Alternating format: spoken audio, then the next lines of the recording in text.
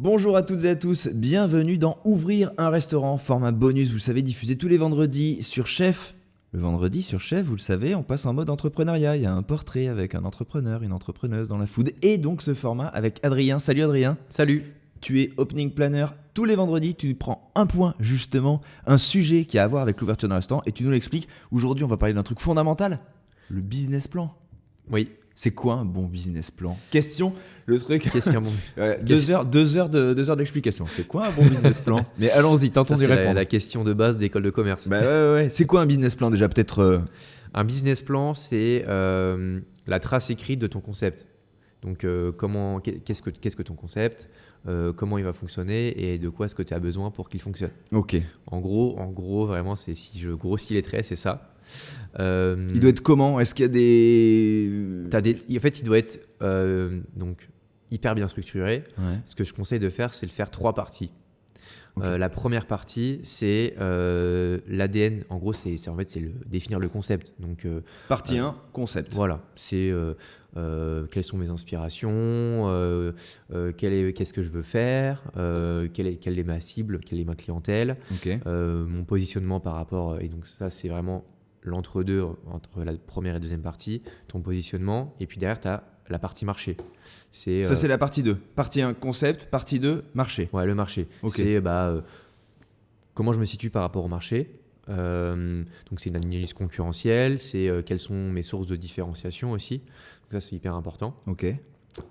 Et ensuite c'est la dernière partie, c'est la partie financière. Donc à peu près le plus important, si Ouais. je peux dire. Là où tous les gens qui vont regarder, les investisseurs et les banques vont faire bon, ok, concept, Voilà, ok, marché, c'est- ok, alors l'argent.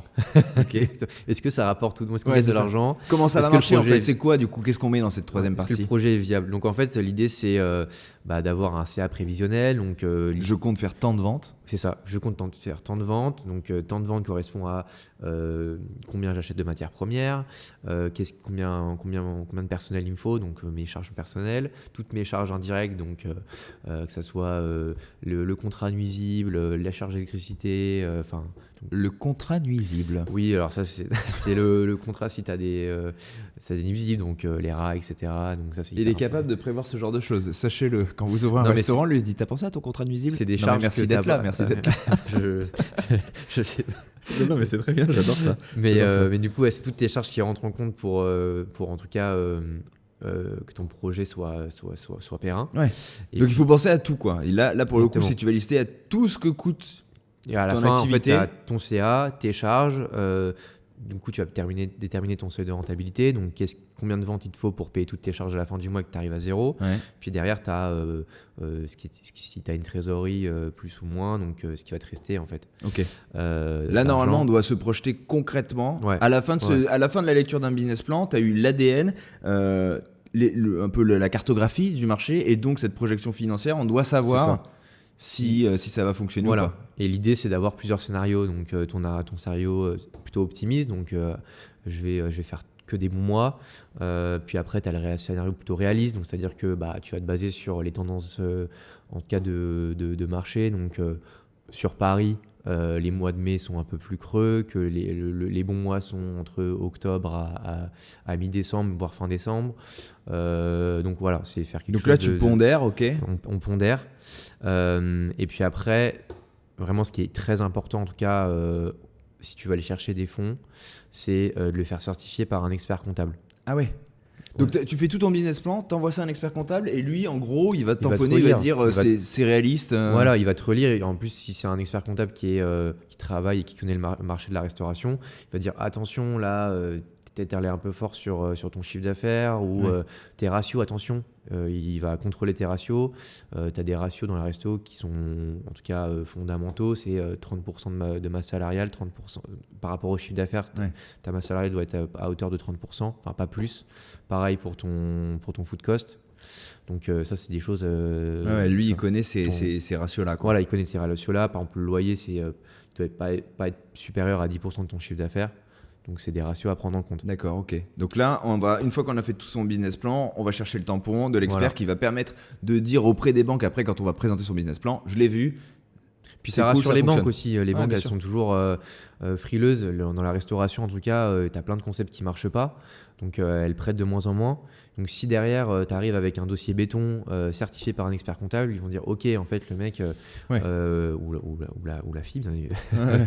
il connaît son sujet et en plus, il a fait Ça a été vérifier. validé, Donc, en fait, c'est t'assurer en tout cas et faire le maximum pour que derrière t'aies les fonds. Qu'est-ce qu'il faut pas faire du coup dans ces cas-là? Parce que là, ok, on a compris comment on constitue son business plan, on va chercher la validation Ouais. d'un expert, on va à la banque. C'est quoi les trucs qu'il faut surtout pas faire? Généralement on a tendance à surévaluer ton chiffre d'affaires, c'est-à-dire je vais directement faire 200 clients jour Ouais. alors que j'ai Non, mais juste, sérieusement, il y a des gens qui font cette erreur. en fait Trop t'as d'optimisme. beaucoup de charges et t'as trop d'optimisme au début. Tu veux dire, oh, ce concept-là, il est révolutionnaire. Alors, bon, peut-être que je suis peut-être un peu de nature trop pessimiste, mais Mais en tout cas, c'est de la prudence. C'est une voilà, forme de c'est de la prudence. prudence. Voilà, rester sur une forme de prudence parce que Ok. c'est du flux. C'est en fonction de la conjoncture aussi économique que ton concept marche. Donc, Donc, pas faire trop d'ambition sur le Voilà. chiffre. Ok. derrière, après, c'est oublier les charges cachées. Donc, c'est tout ce qui est assurance, ça a un coût. La maintenance des équipements en salle, ça, on a peut-être tendance à l'oublier.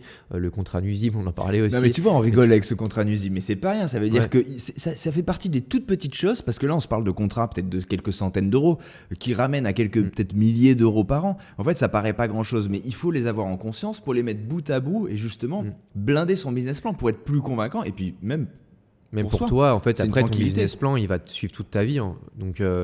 Donc, oui, c'est à prendre en compte. Ou même si tu as besoin d'un logiciel caisse, c'est de le prendre en compte aussi là-dessus. C'est hyper important parce que mine de rien, c'est un petit coup, c'est quelque chose qui va t'aider. Ouais. Mais derrière, oui, c'est de l'argent Ça se qui est cumule. débité tous les mois. Donc, Ouais, ouais. Et qui font que la ça- réalité d'une entreprise, à la fin de son exercice, elle Voilà. est plus du tout la même. Tu gagnes plus ou moins d'argent.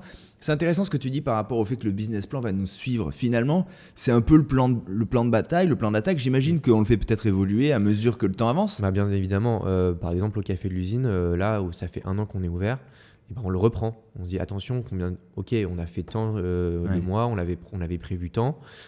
Ok, donc c'est bien. Puis même derrière, tu peux avoir de nouveaux objectifs.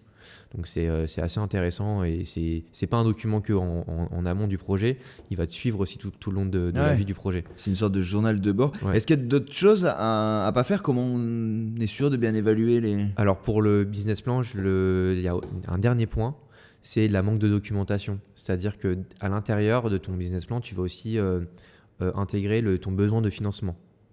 Donc c'est combien d'argent tu as besoin pour ouvrir.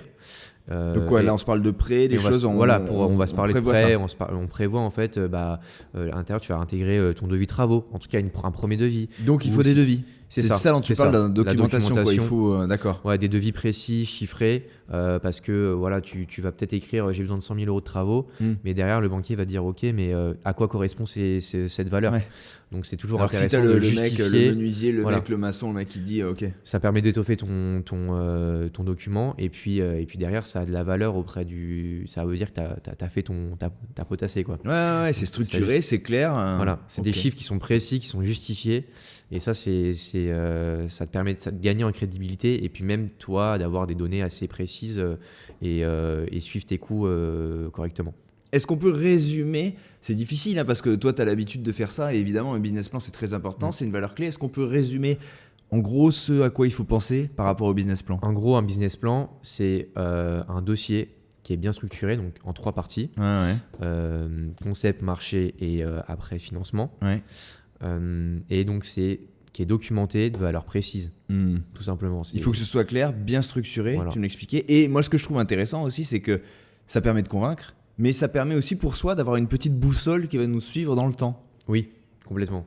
Ça permet de te situer dans le temps et de voir si tu es sur la bonne voie ou non et quels sont les...